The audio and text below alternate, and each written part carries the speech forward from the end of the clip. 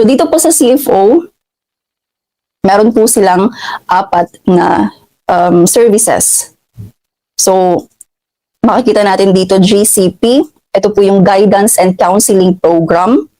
Kapag tayo po ay merong foreign national partner or dual citizen yung partner natin or former Filipino yung spouse natin na nasa ibang bansa, and then ipipetition nila tayo or tawag niyan, i-invite nila tayo na mag-reunite na sa ibang bansa, manirahan na sa ibang bansa. Dito po tayo sa GCP mag-register. And also for first-time registrants only. And then meron din po silang PDOS, Pre-Departure Orientation Services. So dito po magre-register yung mga immigrant workers bound for USA only. And kapag kayo po ay sponsored by immediate relatives such as parents, kapatid, children, grandparents, aunts and uncles, etc. So kapag family member natin yung nag-petition sa atin, dito po tayo mag-register sa PDOS.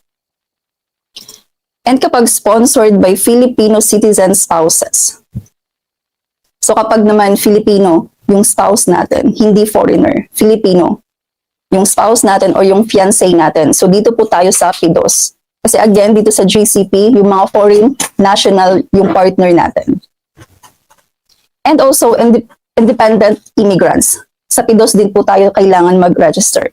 So meron din po silang au pair, kapag au pair visa po yung hawak nyo, bound for Europe, and kapag J1 visa yung hawak nyo. So ang question ngayon, possible ba ma-offload kahit na immigrant visa yung hawak natin?